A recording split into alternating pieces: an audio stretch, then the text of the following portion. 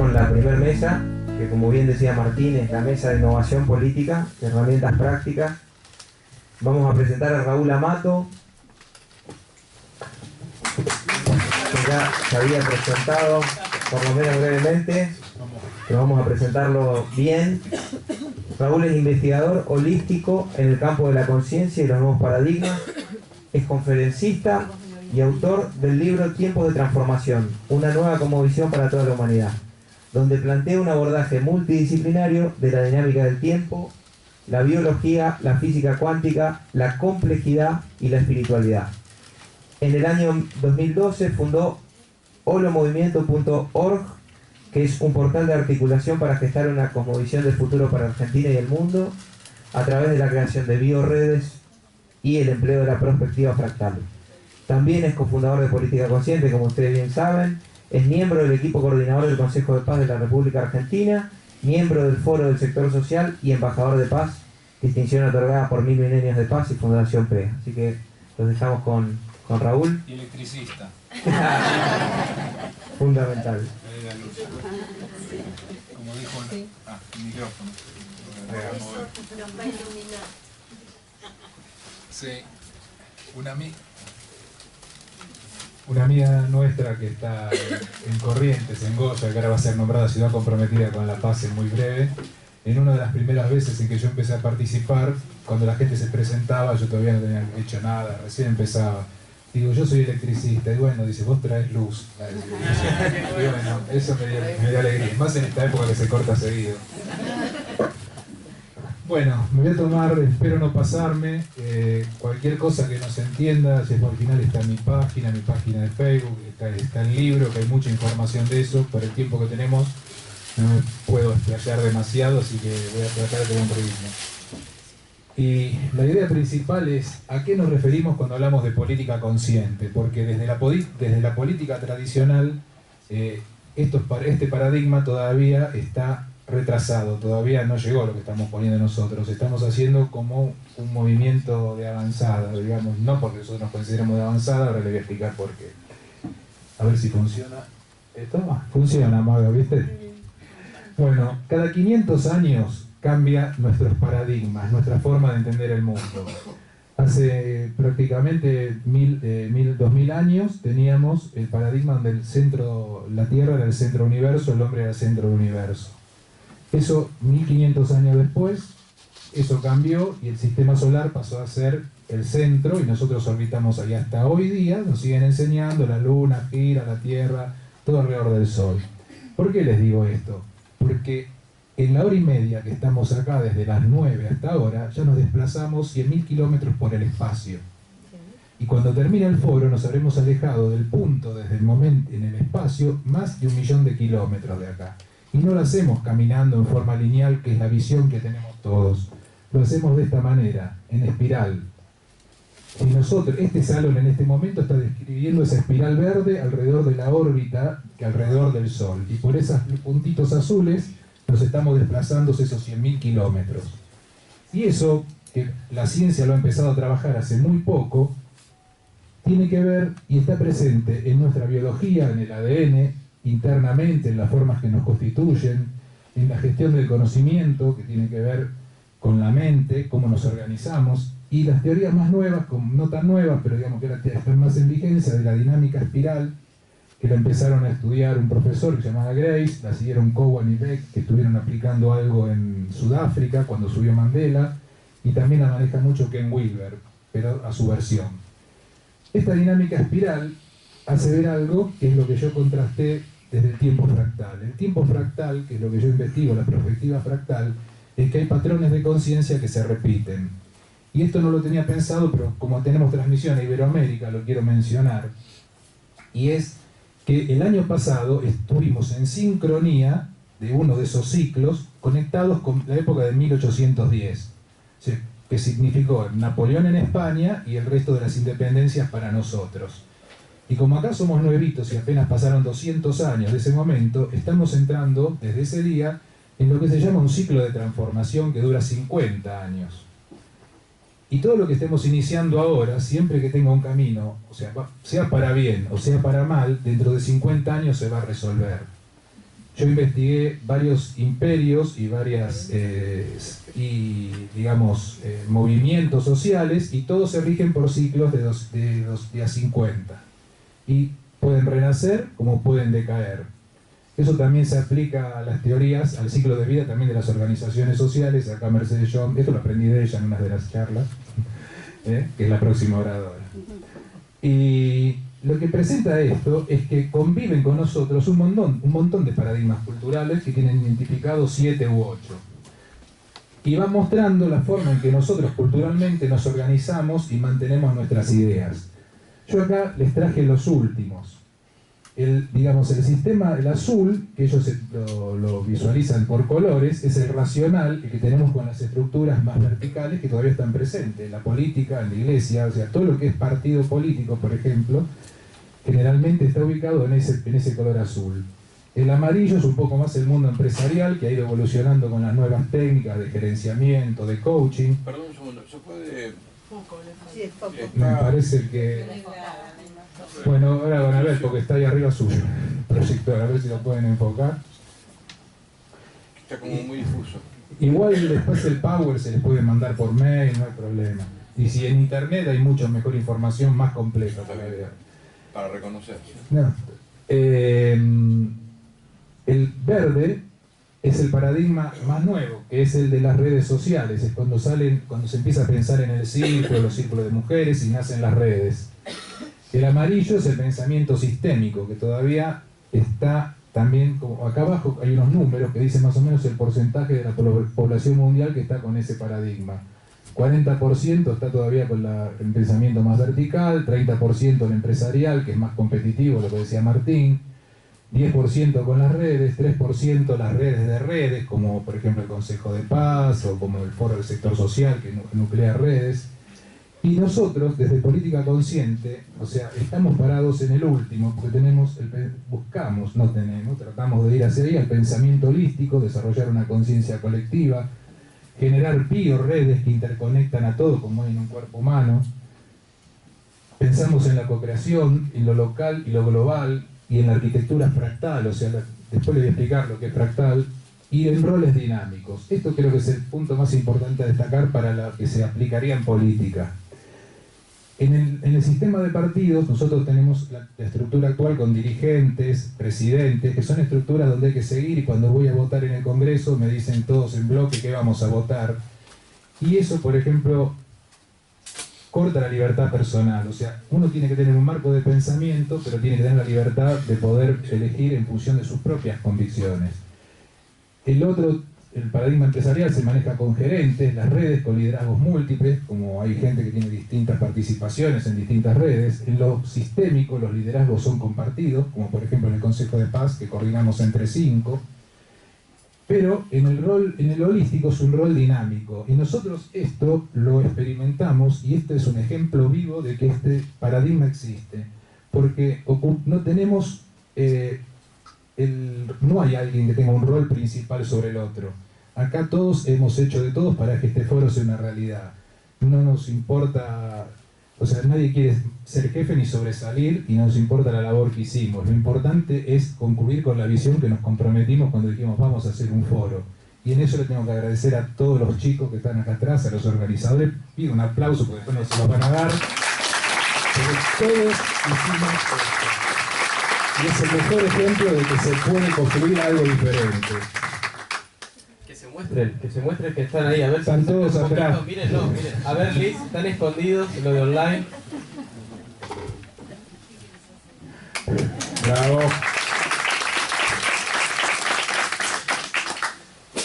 Y el modelo al que tenemos que avanzar es el que yo les voy a proponer, es hacia un modelo biológico. O sea, por eso lo llamo bioredes. Porque el cuerpo humano, el ser que somos cada uno de nosotros, tiene un montón de estructuras que están funcionando independientemente de nuestra conciencia en este momento, pero son los que nos mantienen vivos y nos permiten a nosotros, ahora a mí, estar hablando acá. Y eso es lo que tenemos que trasladar a nuestras organizaciones, y sobre todo a las políticas, donde tenemos que representar verdaderamente a la diversidad, y no continuar hablando de mayorías y minorías, sino donde todos tenemos que estar representados y satisfaciendo nuestras necesidades. Estos niveles de conciencia tanto en lo que yo le hablo de lo fractal como en lo de las estructuras que mostraba recién de la dinámica espiral, llevan a que convivan la conciencia individual de las organizaciones piramidales, la conciencia social de las organizaciones en red, las conciencias globales, que es lo que tenemos hoy en Internet, y a esto le falta interactuar, porque si bien hoy nos valimos de esta herramienta para poder estar conectados a todo Iberoamérica y publicitar el foro, lo que nosotros queremos es que falta conectar a las personas, a los seres humanos de corazón a corazón y en función de sus dones y talentos. Porque sin eso no hay red, no me sirve de nada lo que los telefonitos celulares simplemente son un medio de comunicación del siglo XXI. Y eso, nosotros hablamos de ir más allá de las ideologías y más allá de los partidos, porque esos niveles de conciencia que están presentes en lo que muchos científicos llaman un campo, algunos dicen campo akáshico, otro campo morfogenético, hace que, por ejemplo, sigamos los partidos políticos sigan pensando en las ideas de izquierda y derecha, que eso funcionó hasta la caída del muro de Berlín, donde estaba comunismo, capitalismo, y después se fue desmembrando y empezando a venir el mundo multipolar. Y eso hacía pensar a las divisiones en fragmentos. Entonces, primero nos dividimos en hombres y mujeres, después nos dividimos en ricos y pobres, y cada vez se va achicando la porción de la torta y terminamos siendo individuos, como ahora, cada uno con su ciudad y todo desconectado de los demás. Pero esa es una visión plana porque no teníamos una visión tridimensional, y permítanmelo decirlo, hasta de cuarta dimensión, porque la cuarta dimensión no es algo de la metafísica ni de la espiritualidad. Se lo doy un ejemplo concreto y fácil. La luz blanca es como si fuera una cuarta dimensión y se descompone en 3 colores primarios y genera la diversidad de colores. Toda sustancia se manifiesta en 3 estados. La naturaleza se manifiesta supuestamente en 3 reinos, por decirlo de una manera. Entonces, nosotros en todos los psicólogos, los sociólogos, todos generalmente dibujan el triangulito con los 3 vértices y algo que lo representa. Esa otra cosa que representa y se descompone en esa gama, se puede pensar, para no entrar en cosas más complejas ahora, que es como una cuarta dimensión. Entonces, cuando uno ve desde afuera y contempla eso desde afuera, la pizza se convierte en una esfera y las ideologías se convierten como en un meridiano. Entonces, seguir clasificándonos por ideología y peleándonos por eso, sin considerar todo lo demás que somos, no sirve de nada.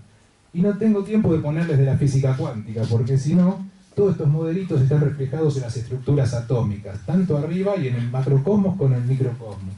Entonces, se necesitan crear estructuras que reflejen la diversidad que somos y todos los roles, y no solamente las ideologías. Por eso no se trata de negar las ideologías, de negar los partidos. Decimos que hay que trascenderlos con estructuras nuevas, y todo lo nuevo siempre contiene a lo anterior. Todo paradigma nuevo siempre contiene a lo anterior. La teoría de la relatividad de Einstein, en unas condiciones particulares, sigue teniendo la ley de Newton. O sea, no es que se descarta. Y cuando nosotros, esto es porque es para que entendamos la realidad, cuando nosotros diversificamos eso, que es como una moneda plana, y la ponemos así de frente, la izquierda y la derecha, el centro se divide en 2 partes, como si fueran las estaciones, digamos, otoño, o sea, podemos empezar con el verano, otoño, invierno, primavera, o la luna llena. Y estos estados, estos 2 centros que se forman, son como, para que lo visualicen, como el otoño y la primavera. Y son el día del equinoccio, la noche y el día duran lo mismo, o sea, en los 2 casos duran igual. Sin embargo, uno estamos entrando al invierno, todo decrece, y en el otro viene prontito la primavera y estamos todos estamos haciendo foros, eventos.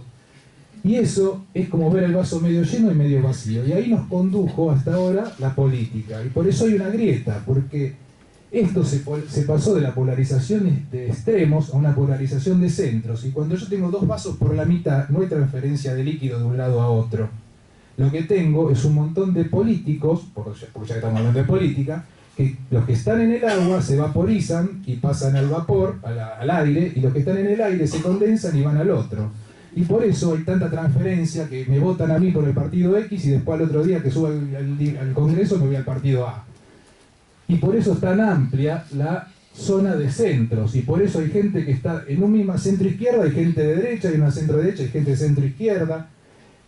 Y eso es porque se sigue nucleando en ideologías cuando el sistema ya no da más, o sea, la mente, la conciencia se ha desarrollado y ya eso quedó atrás. A ver, hay que apuntar para allá.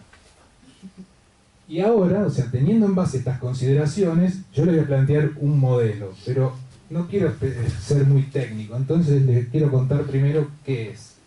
Mi punto de vista es que hay que generar una cosmovisión. Nosotros, en cualquier nación, cualquier región, incluso el planeta, tenemos que desarrollar una visión en común.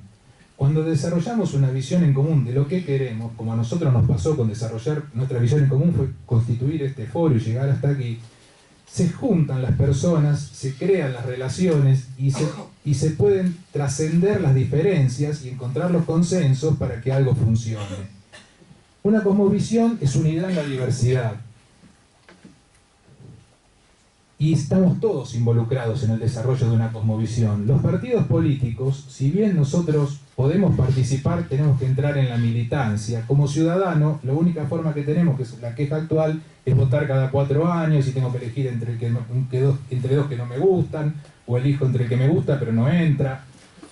Y nos quedamos ahí. Y tenemos una ley un manejo muy vertical. Por ejemplo, la coalición cívica de Carrió hace unos años estructuró un sistema de mesas, pero era como una pirámide de muchas caras, porque en la mesa participaban ciudadanos, personas de distintos campos, para desarrollar lo que sería una plataforma colectiva, pero no había articulación, que es lo que estamos reclamando acá.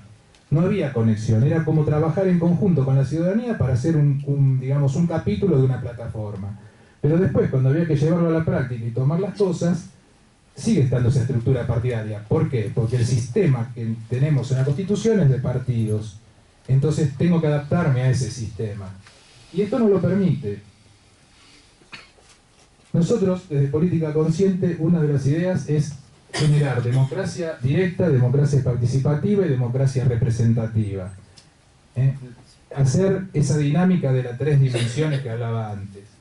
Donde la ciudadanía se pueda conectar, donde la ciudadanía esté representada en su totalidad, donde podamos tener articulación con el Estado y donde podamos tener articulación con los representantes.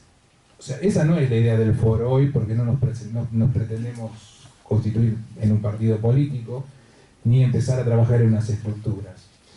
Pero esta es una propuesta innovadora para ir considerando. Y esto, que parece traído de la ciencia ficción, es un modelo global que permite ese tipo de conexión. Uno tiene que tener como 2 polos, uno que permita conectar con la comunidad y uno que permite interactuar con el Estado. Y estos que tienen en color magenta serían las distintas áreas temáticas a las que nos referimos. Yo le doy un valor muy importante al sector social y a las ONG y a todo tipo de participación. Porque esto que está dibujado acá con circulitos en realidad representarían estructuras en red muy complejas como las que hay en nuestro cuerpo. Y desarrollar una cosmovisión es como desarrollar un ADN para una nación. O sea, todo... Tengo que... A ver qué pasará la próxima. Esto es una estructura fractal. Una hoja que está compuesta por hojas más chicas, por hojas más chicas, por hojas más chicas, todas iguales y semejantes. Una cosmovisión no es un pensamiento único. Una cosmovisión es que una idea se replica en las distintas escalas y se adapta a las necesidades de cada una. Es como la inspiración y la expiración.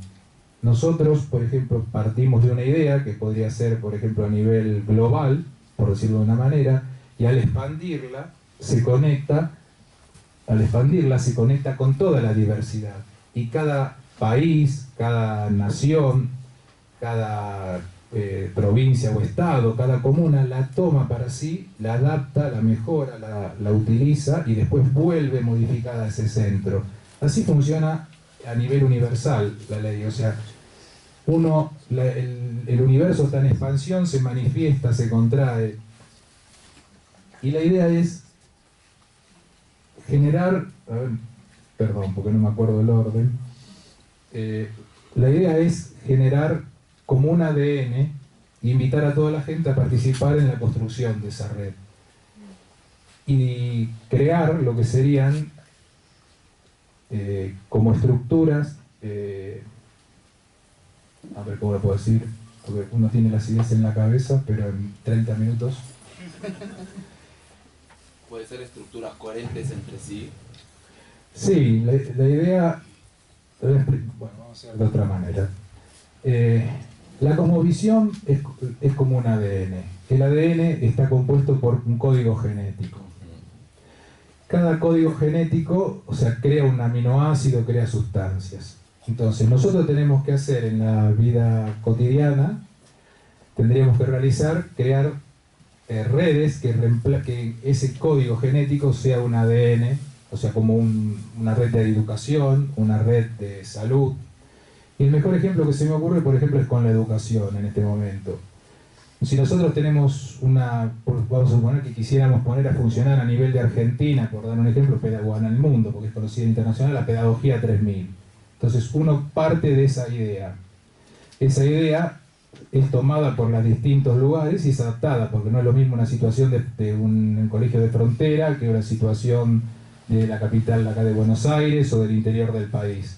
Entonces cada uno adapta sus circunstancias y cuando vuelve se va tejiendo esa cosmovisión, pero modificada y donde participa la diversidad y constituye de vuelta al todo. Entonces en ese ida y vuelta, que es un proceso dinámico, se va generando las cosas. Hoy nosotros planteamos una ley, va al Congreso, se cajonea, la votan,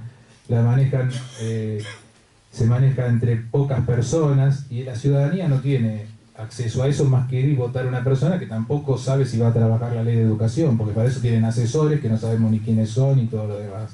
Entonces, crear una red de este sistema, una estructura de esta, que sería como si podría pensar como una gran mega ONG o una gran mega articulación de redes, lo que permitiría es que los ciudadanos puedan influir en principio, desde lo que les mostraba antes, en sus representantes, en los ministerios, con las ideas que tienen, y además de esa red se podrían nutrir muchos lugares de la función pública que lleven las ideas a la práctica.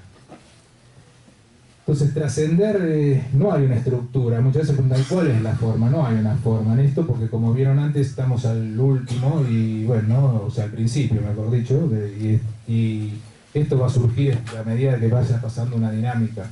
Pero el asunto es ponerse a trabajar y empezar los que tengan ganas de participar, a juntarse, porque a todas las personas con las que yo me he contactado, la mayoría están acá presentes, cada uno en lo suyo, hacen maravillas, tienen un montón de ideales, quieren poner en práctica las cosas, y lo primero que hay que hacer es empezar a conectarse y hablar, dialogar, y las cosas van a ir surgiendo. No les puedo decir qué idea, cada uno va a tener en su momento la idea que mejor resulte para lo que quieran buscar. Nosotros hicimos el foro, en otro momento hubiéramos pensado otra cosa, y ponerle las ganas, y esa red se va a ir tejiendo, y a medida que se vaya tejiendo nos vamos a ir conectando cada vez más y más y más, y no poner una meta en el tiempo muy acotada, o sea, fluir, hacer y dejar que las cosas de la vida nos vayan acomodando, porque así pasa. No sé si quieren algo más o me queda tiempo. 3. Bueno, para mí lo más importante que yo quiero transmitir es que estamos en ese ciclo de transformación.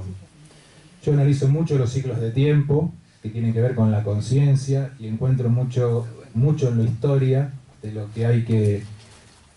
Para contar algo de ejemplo, por ejemplo, los otros días se firmó la paz en Colombia.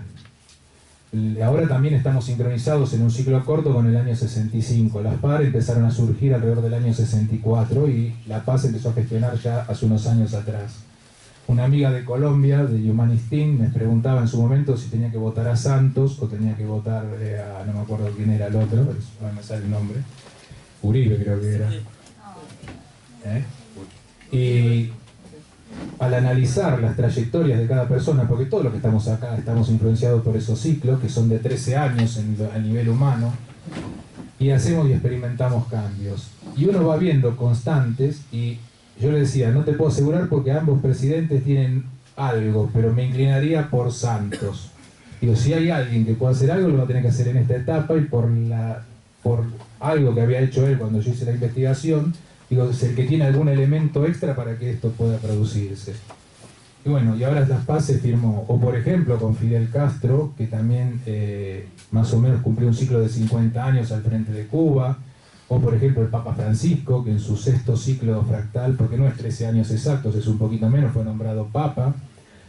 Lo mismo se puede hablar de Gandhi, de Luther King, por ejemplo. Todo el problema racial que está sucediendo en Estados Unidos está relacionado con toda esa energía que persiste en nuestro inconsciente colectivo. Entonces el despertar, estas redes que uno quiere construir, es salirse de ese lugar, tratar de no ser influenciado por esa conciencia colectiva del pasado y empezar a sembrar, porque en el futuro nuestros hijos o nietos o ustedes que son los más jóvenes van a estar influenciados por esta energía de hoy. Y ellos, por ejemplo, que Khalil, que es el más chico, que tiene 24, cuando alcance los 50 años va a estar influenciado por esta energía de hoy, dentro de 26 años, dentro de 2 ciclos. Y si no construimos algo bueno, va a estar repitiendo lo mismo, va a pararse acá delante del micrófono y les va a volver a decir esto mismo. Entonces, yo no sé qué redes vamos a construir. Tengo en mi cabeza un montón de modelos, pero lo que quiero es que se conecten, que participen, que no sea este foro y se vayan, que sigan estando. Nosotros queremos seguir haciendo cosas y conectarnos, porque es la única manera de poder empezar a cambiar esa realidad que vemos en la televisión, en los diarios, en las noticias, y salir de eso. De otra manera, repitiendo y peleándonos y votando, no vamos a hacer más nada. Bueno, muchas gracias. Bueno, si vamos a seguir con Mercedes Jones, como Catherine Zeta-Jones. Mercedes es socióloga y doctora en ciencias sociales. Profesora universitaria. Ya escuchamos el tema, a ver. Vamos de aplauso. Miramos a la cámara y saludamos online. A ver. Hola Iberoamérica. Miremos para la cámara. Con el tema principal de política consciente. ¿Somos uno? ¿Somos uno o no? ¿Somos uno con los que votaron a Macri? ¿Somos uno con los que votaron a Scioli? ¿Somos uno con los que votaron a Maduro? ¿Somos uno con los que votaron a Leopoldo López, a Capriles, a Podemos, a PSOE? Somos uno. Los amamos a todos. Entonces Mercedes Jones, socióloga y doctora en ciencias sociales, profesora universitaria, investigadora y directora de programas del Centro de Innovación Social de la UDESA. Es consultora. Como presidente del Foro del Sector Social, Federación Argentina de Asociaciones Civiles y Fundaciones, busca el desarrollo de la sociedad civil, una ciudadanía saludable y la articulación multiactoral. En la plataforma de salud del Foro y en la Alianza para la Incidencia Colaborativa en Salud Paradigma 21, se convoca a diversidad de entidades de todo el país. Mercedes es también presidente de la Fundación Cambio Democrático, donde promueve la administración del conflicto público y una cultura de paz. Facilita el movimiento Viva la Longevidad, que trabaja por un nuevo modelo de envejecimiento humano. Mercedes es básicamente una activista social. Mercedes, bienvenida.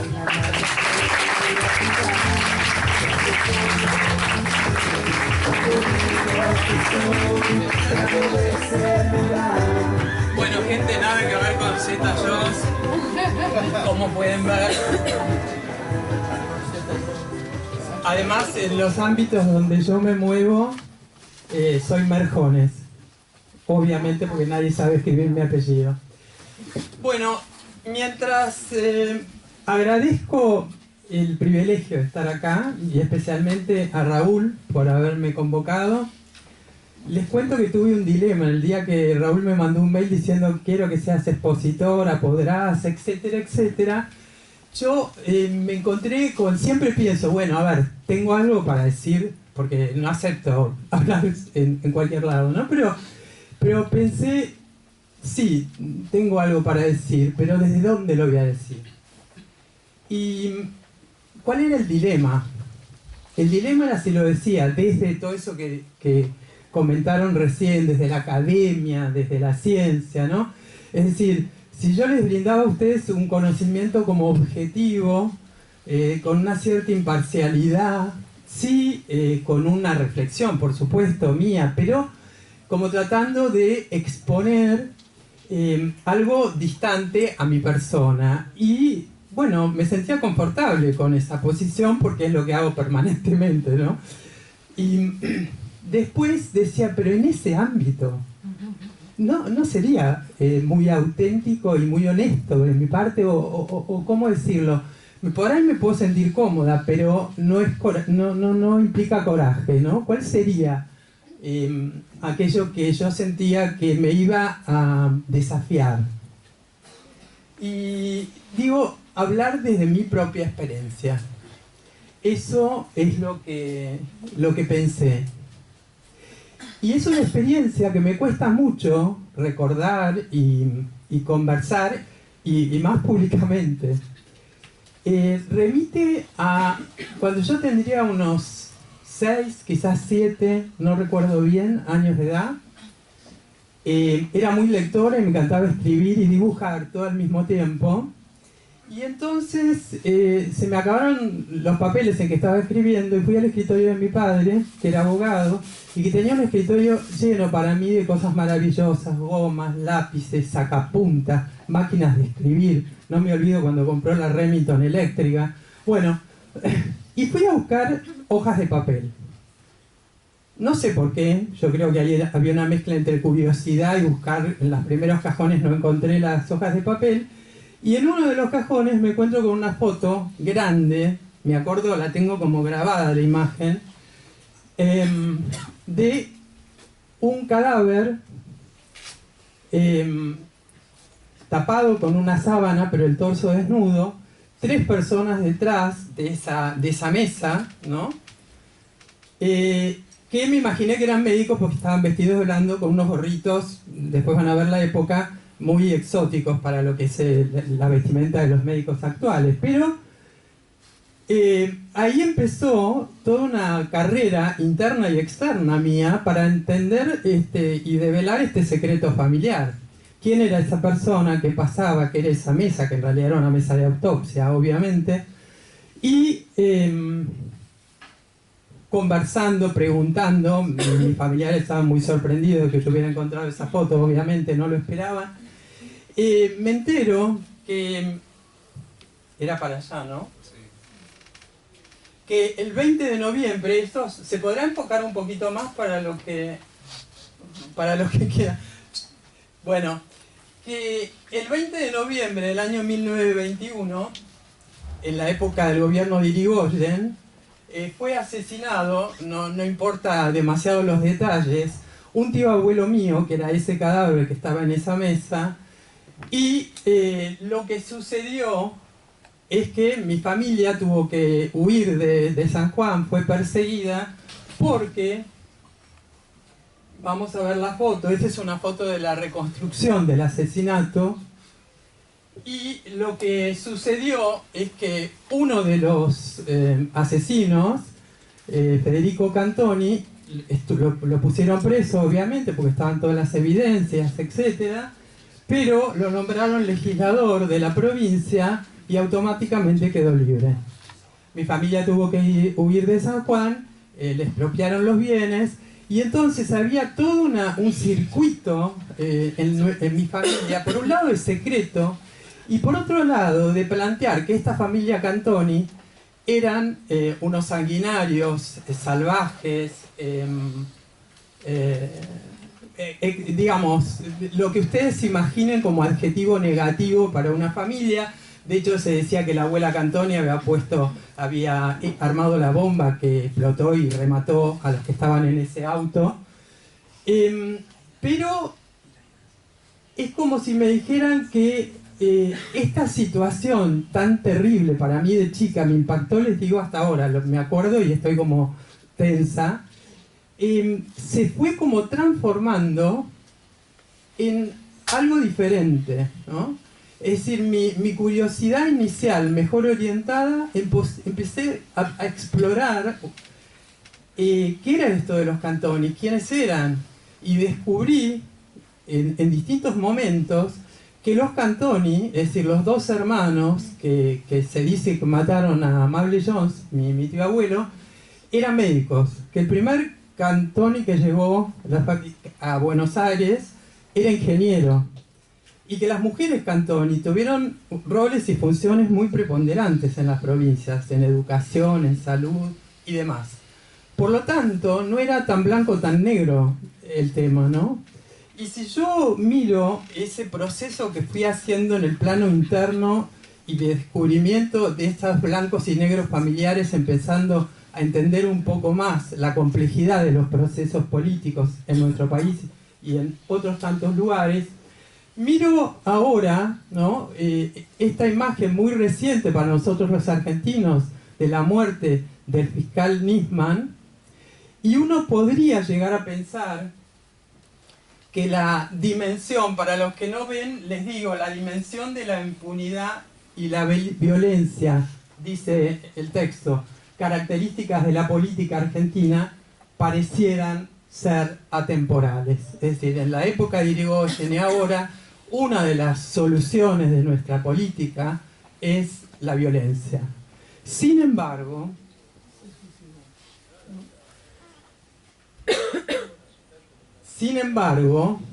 en el caso de Nisman, hubo una serie de reacciones por parte de la comunidad y por parte de aquellos que, como vos dijiste recién, piensan, ¿fue un asesinato? ¿Fue un suicidio?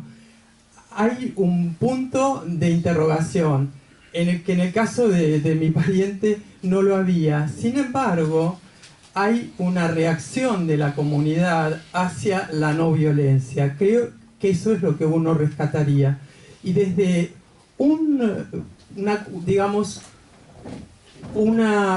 interrogante que yo me iba haciendo es cómo generar procesos donde la colaboración sea el eje y donde el punto de partida sea el reconocimiento de la diversidad y de las diferentes posiciones, aún frente a la evidencia de la violencia, de qué manera poder conciliar estas posiciones aparentemente antinómicas.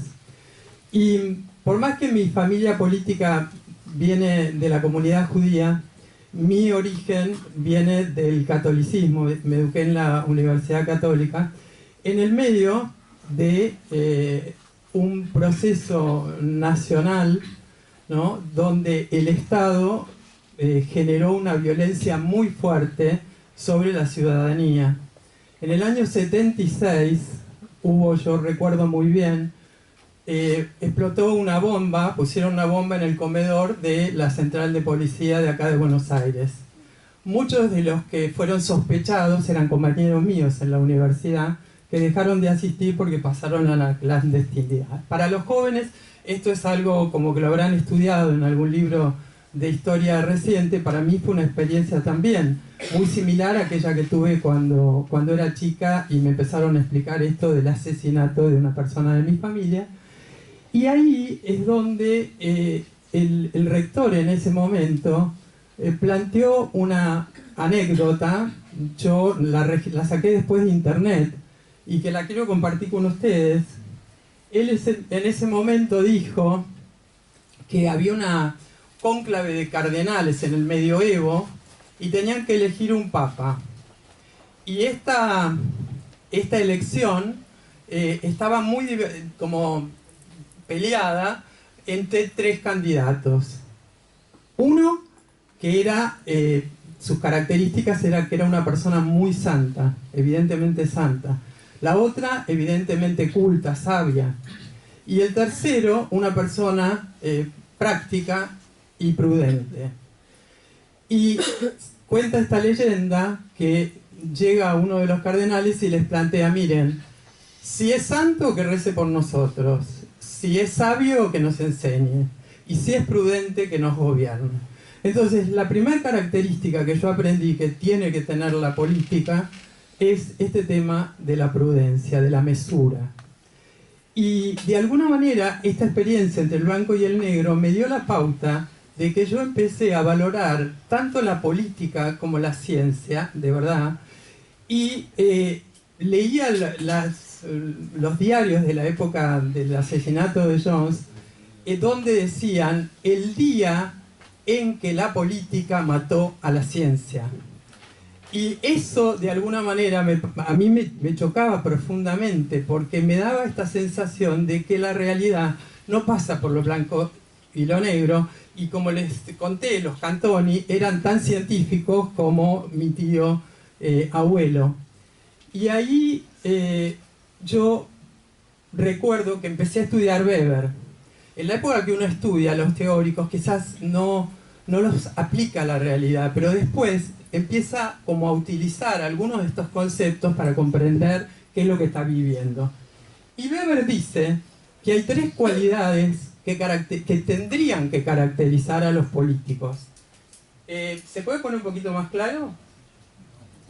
La pasión, el sentido de la responsabilidad y la mesura. Y yo creo que en este episodio de la política sanjuanina, ninguna duda que todos los protagonistas de esta historia dramática eran apasionados por lo que creían y por lo que hacían. Sin ninguna duda eran responsables y conocían las consecuencias de sus acciones. Pero creo que tanto a mi tío abuelo como a los Cantoni le faltó mesura. Y entiendo que eso tendría que ser una de las características como más fuertes de la propuesta de una política consciente. En la práctica, ustedes vieron ahí todos los logos, en la práctica, hace 20 años, nosotros creamos un espacio, el Foro del Sector Social, que buscó la articulación entre las organizaciones de la sociedad civil. Porque mi práctica política fue siempre no partidaria, en el sentido convencional, sino aquello que está relacionado, la política, con lo público, con aquello que es de todos. Y de alguna manera, el Foro del Sector Social representaba en ese momento algo contracultural, porque las organizaciones de la sociedad civil, que en teoría trabajan por el bien común, tenían en ese momento, y por ahí ahora también, una mirada autocentrada, autorreferida, donde no se nucleaban con los gobiernos y con lo que sería el mercado. Y la propuesta del foro era, por un lado, organizar y articular a las organizaciones de la sociedad civil. Se llegó, en este momento hay unas 300 organizaciones de distintos lugares del país, que a su vez, como cuando empezó el foro no existían otras instancias de agrupamiento, tiene entidades como COVERA, la Confederación Vecinalista y Mutualista de la República Argentina, o la Federación Argentina de Enfermería, que no tendrían que estar en el foro porque son más amplias, ¿no? El foro, en teoría, es una federación que une entidades, organizaciones. Las federaciones se nuclean en confederaciones, pero el foro tiene adentro, digamos, entidades así de tercero y de segundo grado. Bueno, ¿qué decirles de lo que se ha vivido en el foro?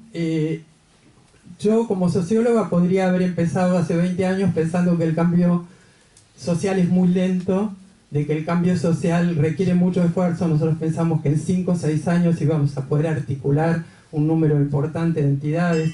Eso no se logró, y mucho menos se logró la verdadera colaboración entre las organizaciones. Se está muy lentamente comenzando a instalar una cultura de aceptación de aquellas entidades muy grandes, muy reconocidas, con mucho prestigio, con organizaciones muy pequeñas, muy de base y muy que no tienen, digamos, elementos de alta complejidad, ni siquiera tecnológicas. Y por otro lado, no voy a explicar bien lo que estamos haciendo en el foro, pero sí que el trabajo fundamental está asociado a estos saberes que están en la comunidad y que no se los ven y no se los reconocen y no tienen voz. La incidencia en la política pública a partir de estos elementos que les digo, de las necesidades básicas y concretas de las personas en territorio. Y el punto quizá más importante de la articulación de los conocimientos, aprender a gestionar lo que sabemos. La otra organización, ahí está. La otra organización en la cual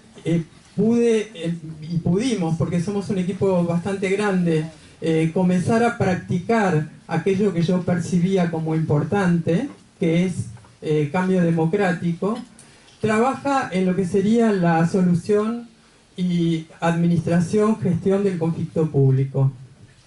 El quizá punto más importante acá, que uno lo plantea, cuáles son las herramientas de cambio democrático y cuáles son los resultados, parece fácil, pero es bien complejo en una cultura tan autónoma e individualista en estos procesos, juntar en plataformas de diálogo a personas y organizaciones que tienen distinto nivel de poder, que hay una simetría de poder.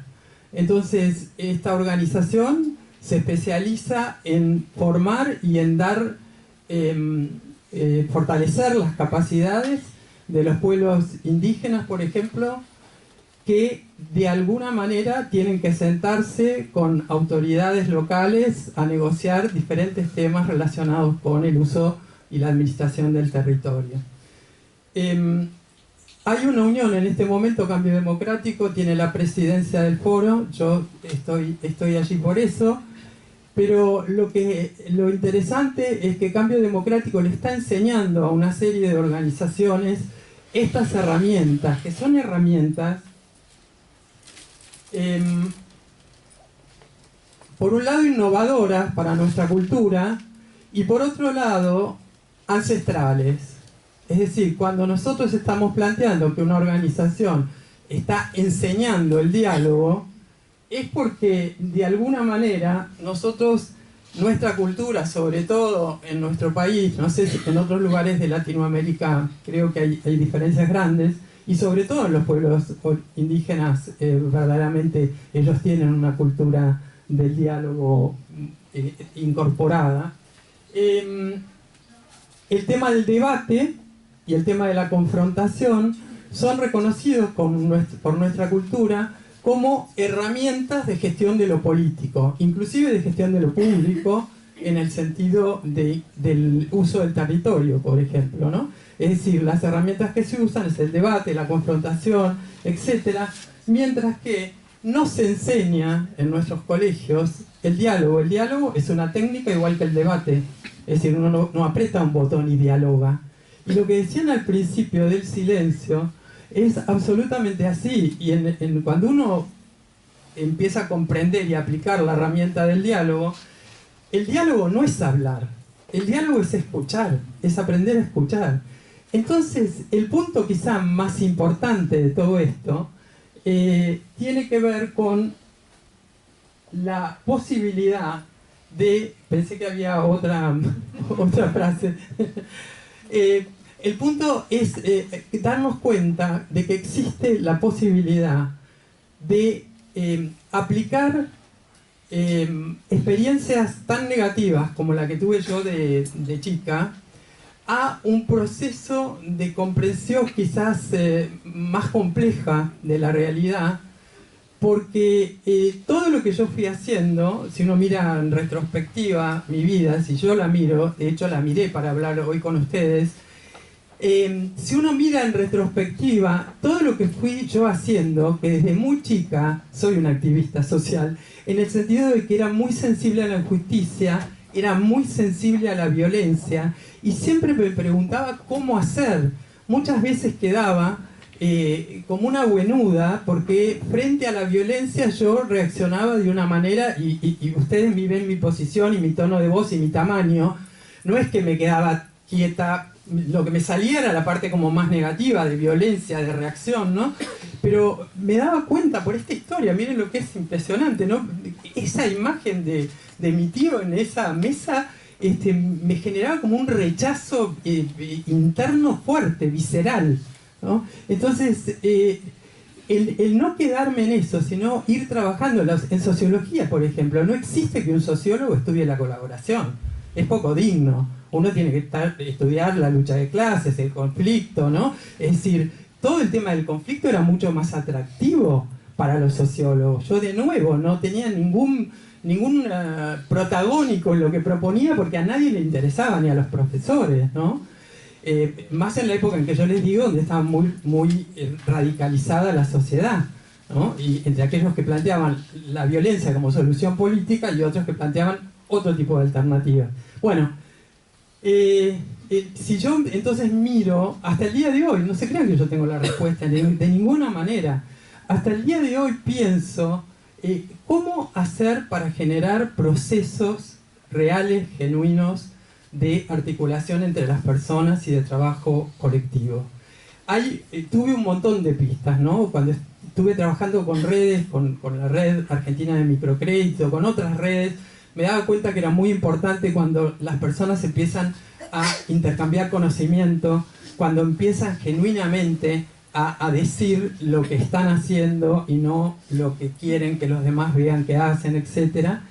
Y también me di cuenta que la manera, en todo caso, de articular pasa primero por la construcción de confianza, y eso sin ninguna duda está centrado en cada una de las personas. O sea, cuando en la red se empiezan a generar procesos, flujos de mucha energía, de mucha producción o inclusive de mucha reflexión, de quietud, de golpe uno se asusta porque en las redes algunas organizaciones dejan de conectarse y uno dice, ¡ay, se fueron! Y después hay una inundación en el barrio y de nuevo todos se ponen a trabajar. De manera que empecé a aprender de estos procesos sociales tan lentos y a trabajar en espacios como, bueno, vamos a ver qué es la gestión del conocimiento de las redes. Vamos a ver cómo consolidar algunas redes. Les garantizo que tuve grandes fracasos. No es que les puedo decir, miren, estos son las maneras de trabajar en red de manera exitosa.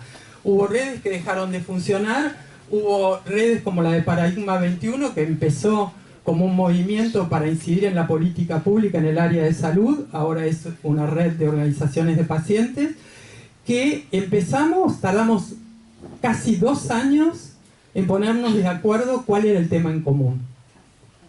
Unos venían del SIDA, web, otros venían de chicos con cáncer, otros venían de distintas patologías, y tardamos mucho tiempo. ¿Y cuál fue el punto en común? Bueno, generar un sistema de salud centrado en la persona y en su familia, y básicamente un sistema de salud con base en los derechos de los pacientes. De hecho, empezamos a usar el concepto de activientes, porque pacientes, al igual que la terminología bélica que usamos sin darnos cuenta y nos influye profundamente, lo de paciente también nos influye. ¿Cómo vamos a decir a una persona que tiene que trabajar y combinar y ser consciente de los derechos si decimos que somos pacientes, ¿no?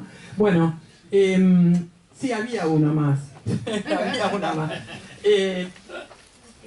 Bueno, es lo que yo dije de alguna manera. Nosotros hablamos de ciudadanía saludable, donde se incluye todo esto que estamos hablando, y lo que dice ahí es que la ciudadanía saludable logrará hacer del diálogo y la colaboración un hábito. O sea, para que sea una ciudadanía saludable, todo esto que estamos hablando se tiene que transformar en un lado, y tenemos que tener una conciencia de la política, que por lo menos en la sociedad civil se carece profundamente. Si uno habla de política te dice, pero no, nosotros no hacemos política. Sí hacemos política, no hacemos política partidaria. Hay una diferencia. Creo que con la política consciente estos dilemas se van a superar, y comparto con ustedes esta frase de Einstein que dice: cualquier loco inteligente puede hacer las cosas más grandes, más complejas y más violentas. Se requiere mucho coraje y lucidez para moverse en la dirección opuesta. Gracias.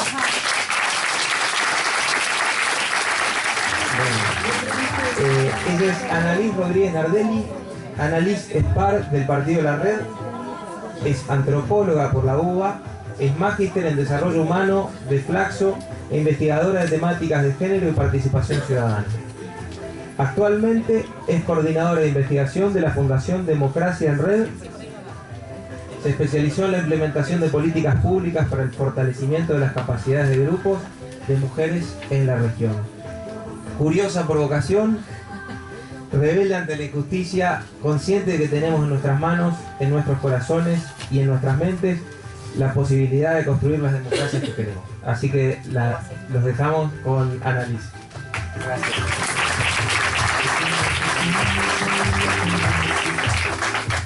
Buenos días a todos. ¿Entendido? Hola, ahí está. No hay apuro, empezamos a charlar. Estoy muy emocionada por estar acá, por la sensibilidad de los organizadores en hilvanar y la convocatoria. La verdad que me resultaba muy interesante y muy sensibilizador ver cómo se van hilvanando las cosas que pensamos y sentimos, y bueno, que estemos reunidos acá es mucho. Se me ocurría empezar a pensar también desde un episodio público de la historia reciente de Argentina, que me parece que trae mucho para pensar en términos de cómo nos estamos organizando y cómo estamos pensando la política en lo contemporáneo. ¿Alguien fue a la marcha Ni Una Menos de este año o del año pasado? Yo levanto. Cuando fui el año pasado, especialmente voy a hablar de algunas cosas del año pasado, empecé a pensar, dije, ¿por qué es tan particular lo que está pasando hoy en la calle? Y esto tenía que ver con una lógica de red, que es una palabra que apareció mucho hoy. Había sido convocada fundamentalmente por activistas, por ciudadanas preocupados por la violencia de género desde las redes. Y esa convocatoria bastante plural, bastante heterogénea, se veía en la calle en el uso del espacio. ¿Sí? Algunos que fuimos a esa marcha solemos estar en la calle para pensar con otros, para reclamar. Había un uso del espacio bastante particular. No tenía la marcha como una dirección concreta, no estábamos yendo a ningún lado, sino que estábamos juntos, estábamos juntas, usando, por ejemplo, había mucha performance, mucho grupo de artistas y de mujeres bailando y demás. Los partidos políticos tradicionales por ahí con su escenario y sus banderas y demás, pero todos conviviendo con una lógica de red aunada por un mensaje en contra de la violencia de género. Y ese mensaje también era plural, entonces había como esta pluralidad de la convocatoria, había pluralidad en el uso del espacio, había pluralidad en el mensaje. Dije, esto me parece que es un ejemplo como para tener en el cuerpo y en la cabeza de cómo podemos estar hablando en lo público y sintiendo y organizándonos desde una lógica diferente. Pero esto no empieza hoy. La verdad es que no estamos solos, no estamos solas, no solo en términos de lo contemporáneo, sino en términos de la historia. La idea de organizarnos más horizontalmente, de repensar cómo nos vinculamos y cómo incidimos en el espacio político tiene una trayectoria gigante, y la verdad que hay mucho de esta sensibilidad de lo horizontal, de la paridad, una palabra que me parece que está bueno de considerarnos pares y co-constructores del mundo público, que tiene una trayectoria muy larga. Pero ¿cuál es la diferencia por ahí hoy con una de las cosas, una de las organizaciones con las que estoy más involucrada, que les quiero contar? ¿Cuál es la vuelta que me parece que podemos darle a esta pregunta sobre qué democracia o qué sistema político queremos construir? La verdad es que lo que queremos, por lo menos en mi experiencia, es también hablar de que el poder hoy, como está organizado, como hablaba Raúl, hoy termina siendo muy excluyente de muchas voces. Termina siendo una estructura desigual, inequitativa, donde no todos podemos hablar y plantear nuestras necesidades y nuestras soluciones también en términos de paridad. Porque hoy por hoy la arquitectura del poder, y eso es lo que quiero que por ahí pensemos juntos, puede ser pensada por ahí a partir de dos preguntas. Lo propongo. Como, ¿quiénes toman las decisiones? ¿Quiénes toman las decisiones de lo público? ¿Y cómo se toman esas decisiones? Es posible entender las democracias y la calidad de las democracias que tenemos, esta palabra tan grande, tan gigante, que de repente refiere a todo y muchas veces no sabemos exactamente a qué refiere, sobre todo esto, ¿no? ¿Quiénes toman las decisiones del ámbito público y cómo se toman estas decisiones? Muchas veces, aun cuando estructuras gigantes como las Naciones Unidas pueden organizarse en círculos y muestran esta estructura plenaria, finalmente, en el momento donde, digamos, las papas queman, aparecen estos comités ejecutivos, aparece esta hiperjerarquización que muestra las desigualdades estructurales y que nos refuerza que no somos todos iguales. ¿Sabes que se hace bastante molesto que te pega la luz todo el Ah. tiempo en la cara? Si te pones un poquito ¿Acá? para acá, digo, Perfecto. Gracias. No, por favor. Gracias por decirme. Entonces, esta desigualdad estructural que aparece en cómo se organizan muchísimas de las estructuras de poder que rigen nuestra vida pública, evidentemente puede ser transformada. Si yo me remito a mi experiencia, la verdad que también digamos, motivada por lo que decía Mercedes, la verdad es que cuando uno estudia en la Facultad de Filosofía y Letras, por ejemplo, cuando es como es mi formación, uno lo que piensa es que no hay nada para hacer.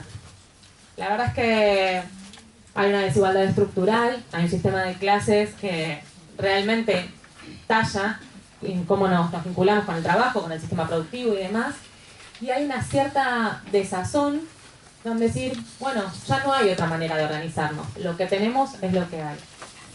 Pero para mí la cultura de red es devolver la confianza y devolver la esperanza a decir, pero si todos estamos incómodos con esto, ¿no es posible organizarnos de nuevo?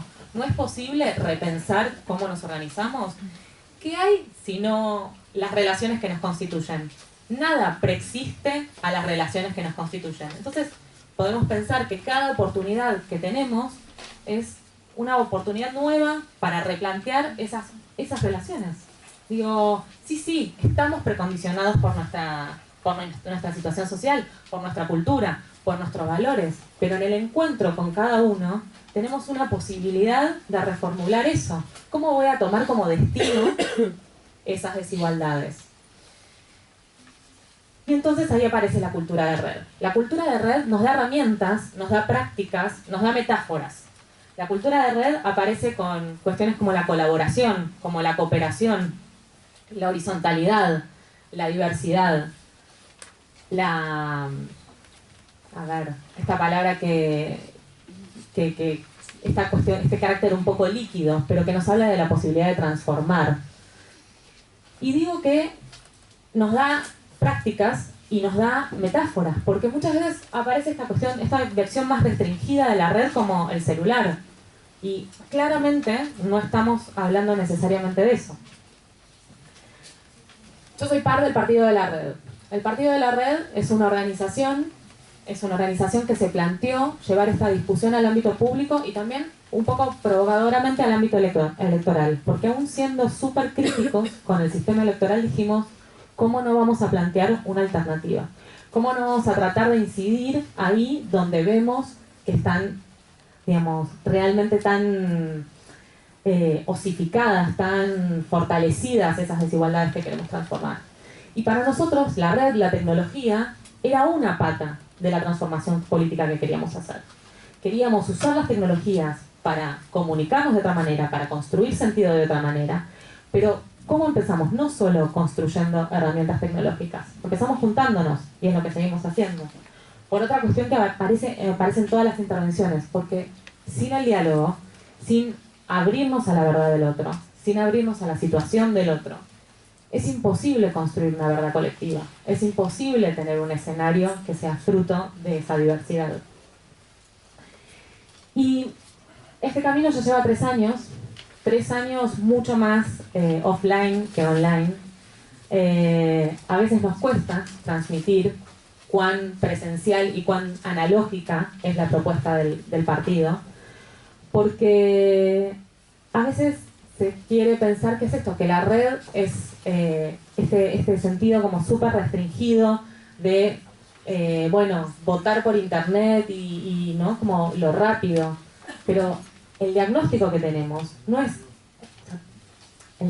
que es un problema únicamente tecnológico, es un problema de las prácticas políticas que tenemos. Entonces no se trata para nosotros únicamente de reemplazar una forma de emitir un voto o de tomar una decisión a través de una computadora o de un clic en el celular, sino lo que queremos es justamente que las tecnologías nos muestren estas metáforas de cooperación y de intercambio, que en los sistemas más tradicionales verticalistas es una opción que no está tan clara. Y para no ahondar en cosas que me parece que estuvieron muy bien explicadas en las otras ponencias, hay algo en la conversación, en el diálogo, en la confianza que se construye en el cara a cara y en el trabajo cotidiano del partido, que son todos valores que aparecieron en las otras charlas.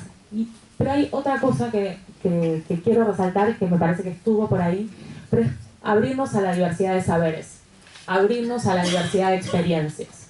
Porque hay algo muy propio de los sistemas políticos contemporáneos, de las democracias contemporáneas, que es esta división tajante entre muchas veces representantes y representados, y entre expertos y el hombre del común, ¿no? El saber de la calle. Como si la expertise solo se pudiera adquirir en la academia, o si la expertise solo se pudiera adquirir en el momento en que uno es elegido como representante en un parlamento. Para nosotros también ahí hay un trabajo como muy fuerte de, digamos, volver a poner en valor las experiencias que tenemos, digamos, cotidianas de vivir en sociedad. ¿Quién puede saber más de la vida en la ciudad de Buenos Aires que cualquiera de nosotros que estamos caminando sus calles todos los días, que usamos los servicios públicos, que, digamos, vamos a esas escuelas, que tenemos familia, afectos, amores, hijos, digamos, que somos la comunidad? ¿Cómo vamos a dejar encerrada en 4 paredes de un parlamento la experiencia que es la única que está, digamos, autorizada para tomar decisiones sobre lo público? Y entonces, a partir de eso, bueno, estas son fotos de la campaña de 2013, cuando empezamos a trabajar y nos presentamos a elecciones por primera vez.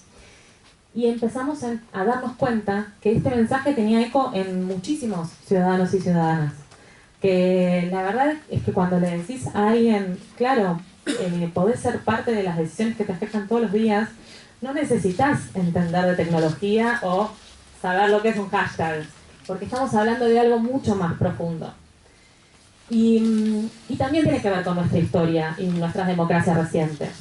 Tiene que ver porque si hay algo que pasó con las dictaduras que atravesamos, es que con mucho dolor y con mucha dificultad institucional y con mucho dolor, digamos, social y tragedia, pudimos recuperar el sistema político formal. El sistema político formal lo tenemos. Pero ese tejido de confianza en la participación pública cotidiana, eso no se recuperó tan fácilmente. Todos escuchamos alguna vez, yo estoy como ahí por edad, estoy ahí en la bisagra, ¿no? Soy de principios de los 80, y mis viejos, no, ¿qué vas a participar en política? No, que las listas, que no sé qué. Y está ese miedo, entonces recuperamos la capacidad de votar, pero no sé si recuperamos la capacidad de hablar sobre los problemas públicos que nos afectan, y mucho menos recuperamos la capacidad de soñar que nosotros podemos plantear alternativas. Ahora, no solo tenemos todavía un poco de miedo de conversar, sino que tenemos un distanciamiento respecto a las soluciones que no era la media de hace 40 años. Más allá de métodos, podemos hablar un montón de cómo se pensaba que se iba a dar el cambio en los 70s, en los 60. Es una discusión que me parece que ha avanzado 40 años, por suerte. Pero más allá de las metodologías, en ese momento había una carga muy fuerte de decir, puedo ser protagonista del mundo que quiero, puedo co-construir el mundo que quiero. Y hoy, vuelvo al saber experto, alguien nos convenció de que otros sabían más lo que era bueno para nosotros. Y en ese alguien están los expertos, está el mercado, están montones de abstracciones que lo que hacen es distanciarnos de tomar decisiones sobre una cara importantísima de nuestra vida, que es la vida pública. Estamos mucho más concentrados en nuestra vida personal y tomamos decisiones más de qué puedo comprar en términos de consumidores, que cómo puedo co-construir la vida que quiero con mis pares. Y eso lo encontramos mucho en la calle. Que cuando hablábamos de eso, eso tenía sentido para muchas personas. Además hicimos muchas locuras de campaña. Acá está Gonzalo, también parte del partido, que fue el alma mater de construir un caballo de Troya que pudiera recorrer la ciudad también como metáfora y como símbolo del cambio que queríamos ver en la ciudad. Y empezamos a hacer como estos pequeños gestos y símbolos que tenían que ver con decir, con cada cosa que podemos tomar una decisión la podemos hacer diferente. Para nosotros la propuesta era y sigue siendo, que los legisladores del partido tomen las decisiones que sean votadas en nuestro sistema online y que sea simplemente un puente entre un saber colectivo y una forma de expresión en el corazón de la legislatura. Esa es la propuesta del partido. Y si esa era la propuesta, ¿cómo vamos a poner una foto de una persona en la boleta? Bueno, acá está la boleta del 2013, que por suerte fue la última de papel, así que nos dimos ese gusto de tenerla. Y además construimos tecnología de código abierto que está libre para cualquier organización. Porque en esto de las tecnologías, que es un poco el eje de la mesa y con esto voy cerrando, las tecnologías son muchas cosas. Son tecnologías analógicas, son tecnologías de código. Nuestra tecnología analógica tiene que ver con todo lo que veníamos hablando y por suerte se recorrió en las otras mesas. El diálogo, la cooperación, la colaboración, la confianza. Prácticas, como decía Mercedes, que son ancestrales y son contemporáneas al mismo tiempo. Y además, desde el 2013 venimos construyendo una herramienta de código abierto que se llama Democracy OS, que es una plataforma. Que sea de código abierto significa que la puede descargar y usar cualquier persona sin costo. ¿Para qué sirve? Está optimizada para tomar decisiones de manera colectiva y de manera colaborativa. Porque lo que decimos es, las redes también nos pueden ayudar a articular conocimientos de otra manera, a dialogar de otra manera. ¿Por qué? ¿Por qué queremos esto? Porque lo geográfico, lo temporal, también puede ser una barrera que puede ser bajada. Y es una decisión política usar esto, no es una decisión tecnológica. No es una decisión de, bueno, me paso, ahora que está de moda, a tener Wi-Fi. Es una decisión política de decir, el conocimiento se construye, el conocimiento sobre lo público se construye de una manera horizontal, en una dinámica de foro que también puede ser replicada en lo online. Entonces, Democracia OS, es una tecnología que la encuentran online y que puede servir para tomar decisiones y para visibilizar debates y conversaciones de cualquier organización.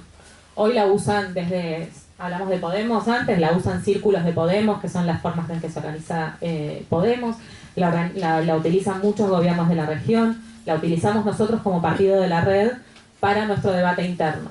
Porque es otra cosa y con esto termino. Esto es un caso de uso de la legislatura que, bueno, si les interesa a alguien les puedo contar, que tenemos como casos de éxito de cómo las voces de colectivos tradicionalmente excluidos de las conversaciones parlamentarias con una herramienta como esta pueden incidir y cambiar una votación. Eso, la verdad, eso es uno de nuestros casos de éxito de los últimos años. Pero quiero terminar como volviendo al grupo y volviendo a lo colectivo.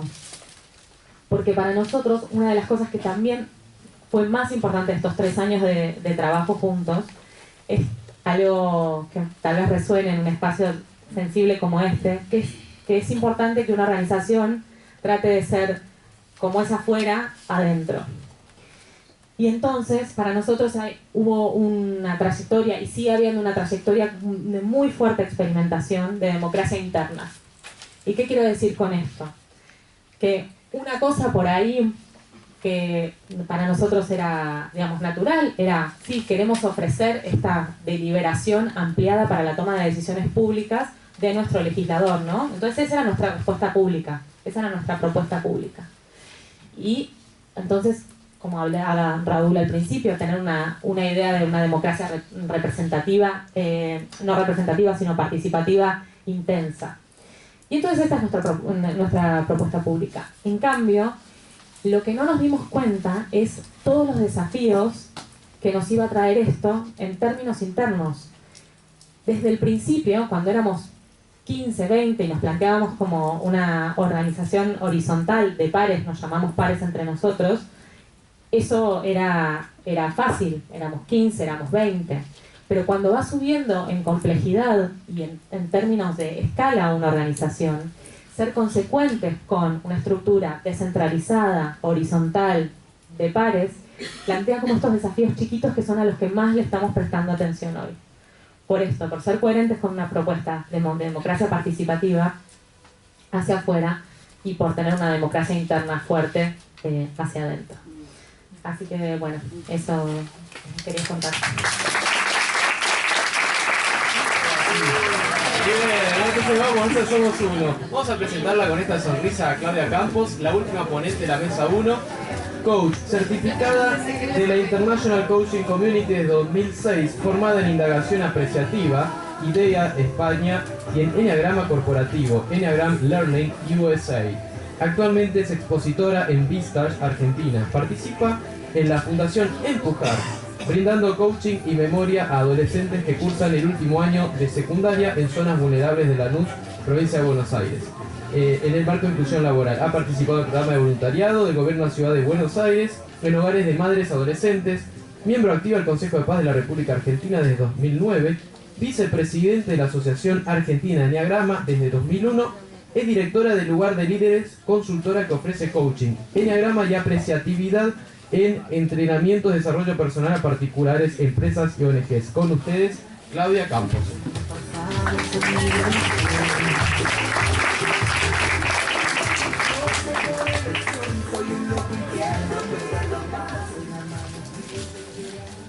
Bueno, buenos días a todos, muchas gracias por estar acá. Un gusto compartir con ustedes esta mañana. Lo que yo les voy a presentar tiene que ver con una metodología en la cual me formé y aplico, que se llama Indagación y Diálogos Apreciativos.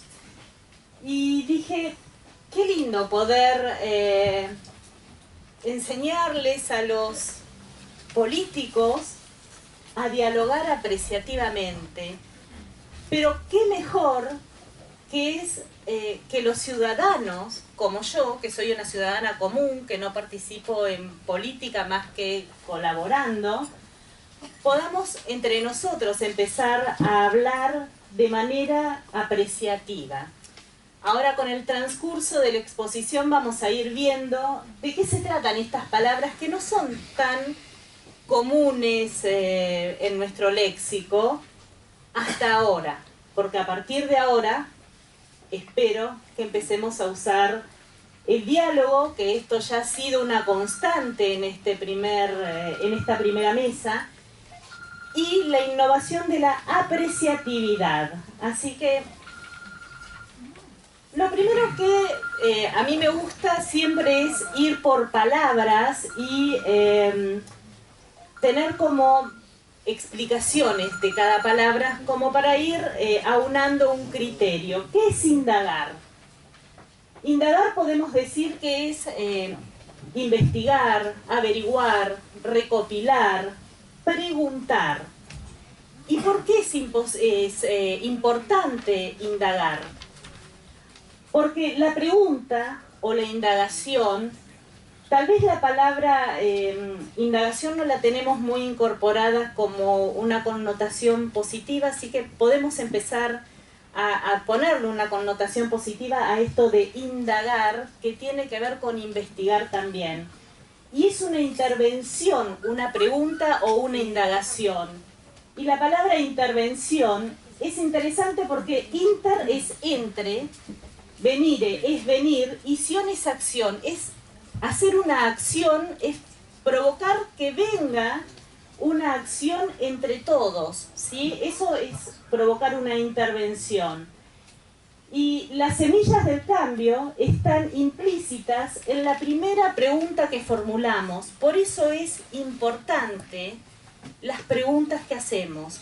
¿De qué manera empezamos a hablar y a preguntarnos? El cambio son las cosas sobre las que la gente habla.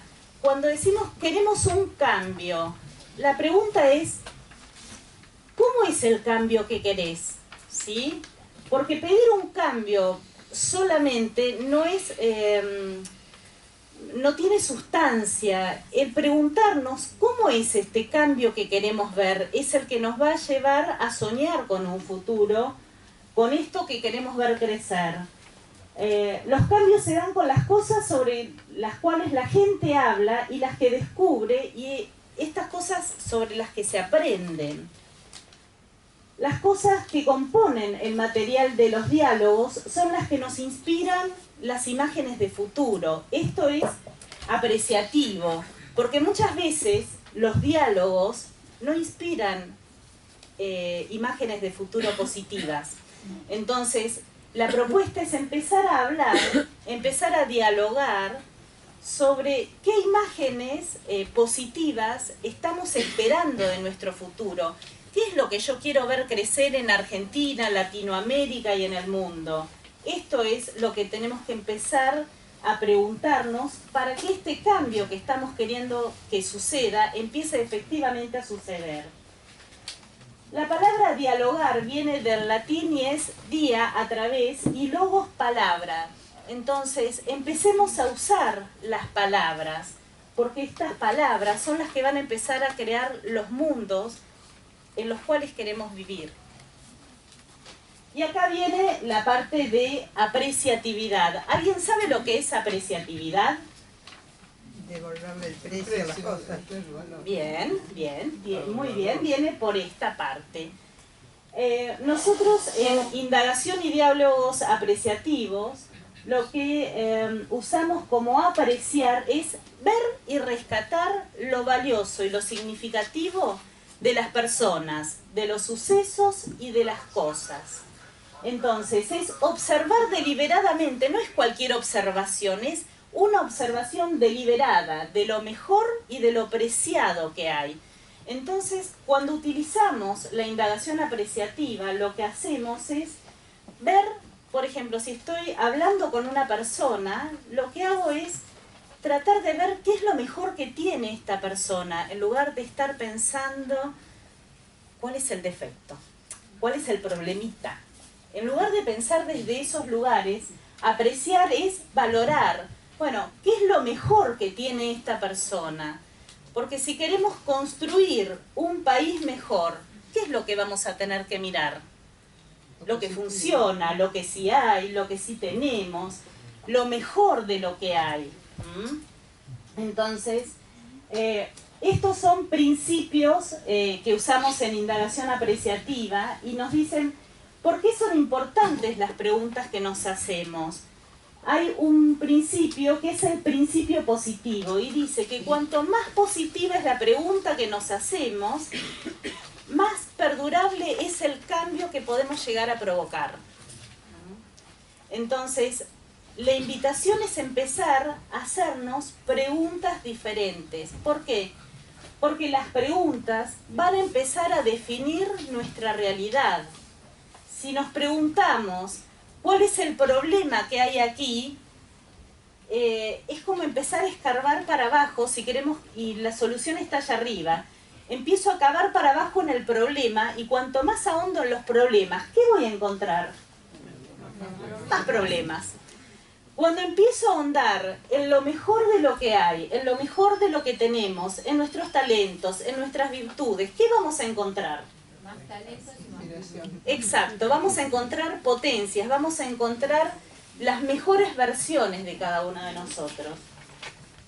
El otro principio que les quiero traer, que son 10, pero hoy vamos a ver solamente 2, es el principio de simultaneidad, que dice que la pregunta y el cambio no son dos momentos que estén separados en el tiempo, son simultáneos. ¿Qué significa esto? Que en el momento en que yo empiezo a hacerme preguntas diferentes, empiezo a hacer cambios. Entonces, qué importante es, volvemos a lo mismo, a esto de cuáles son las preguntas que nos hacemos.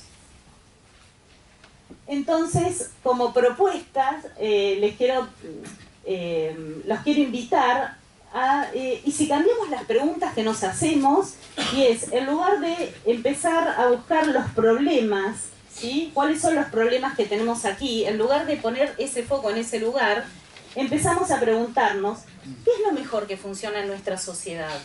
¿Tenemos cosas valiosas en nuestras sociedades para rescatar? Solidaridad. Bien, vamos a ver lo que... Justo es algo que puse más adelante. Sí, nuestra sociedad es creativa, es solidaria, tenemos cosas maravillosas, pero siempre parece que el tanguito nos lleva a ver el problema, lo que no hay, lo que no tengo y lo que no funciona. Y tenemos otras potencias, entonces si empezamos a recordar la apreciatividad, tal vez empecemos a recordar lo mejor de lo que tenemos.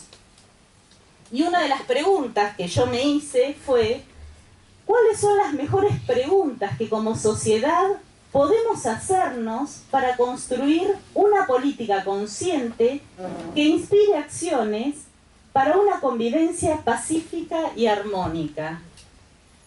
Sé que es una pregunta larga, que es una pregunta que puede llevar mucho tiempo responder, pero qué bueno que tal vez podamos empezar a hacernos esta clase de preguntas en nuestras casas, en los colegios, en las empresas, si realmente lo que queremos es precisamente empezar a tener otros valores en nuestra sociedad, como es la paz y la armonía.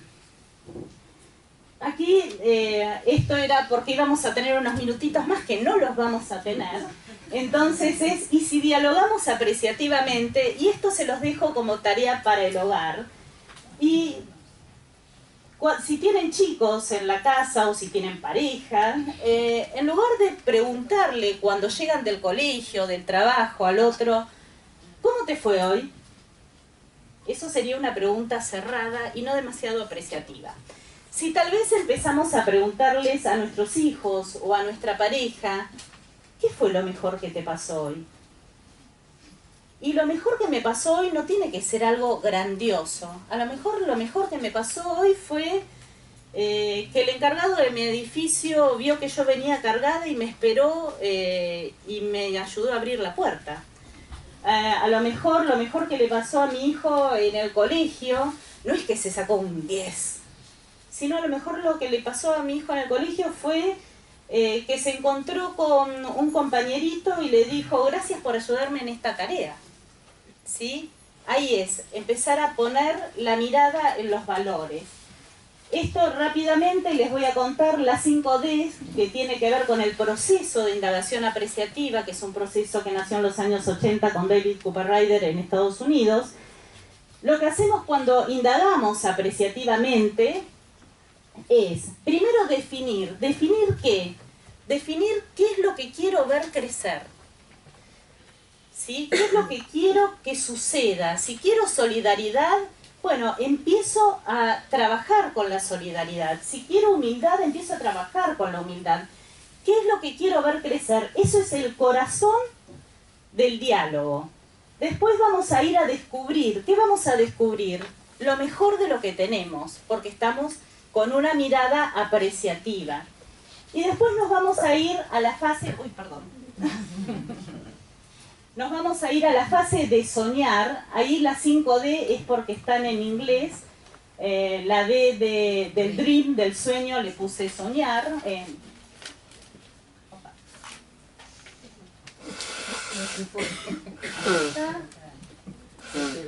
Soñar. Entonces, cuando yo digo, ¿qué sueño? ¿Con qué sueño? Y yo sueño con una Argentina realmente pujante, con una Argentina pacífica, con una Argentina equitativa. Y para hacer esto tenemos que hacer un diseño, un plan de acción, porque si me quedo solamente en el sueño, no pasa nada. La acción, ¿qué acciones tengo que generar para poder construir este país que queremos, esta Latinoamérica que queremos y este mundo que queremos? Bueno, y a lo mejor las acciones es empezar a dialogar desde otros lugares. ¿Por qué? Porque la última D es el destino y es a dónde quiero llegar, cómo quiero que lleguemos, cómo me imagino yo dentro de 30 años mi país. Yo no sé si lo voy a ver dentro de 30 años, pero aspiro a que mi hija y a que mis nietos puedan realmente vivir en esto que estamos hoy enunciando. y esto fue un juego que hice, pensar qué es lo mejor de lo que tenemos, ¿sí? En el medio. Construimos una cultura apreciativamente pacífica. Esto, yo soy una soñadora, lo sé, pero creo que acá hay unos cuantos. Entonces, arriba sería definir, tenemos un pueblo solidario, así que gracias Raúl, estábamos conectados. ¿Cuál es mi sueño? Que haya una Argentina con diálogo y equidad. Y entonces, ¿qué es lo que tenemos que hacer? Y nos tenemos que escuchar para construir consensos. ¿Y a dónde quiero llegar? Y que esta sea una Argentina donde todos ganemos. ¿Sí? Quiero una Argentina donde todos tengamos posibilidades. Entonces, la conclusión que les quiero dejar es: pensemos en nuestras palabras, porque las palabras crean mundos. Y las palabras solo tienen sentido si nos ayudan a ver mejor el mundo. Aprendamos palabras para mejorar los ojos. Muchas gracias.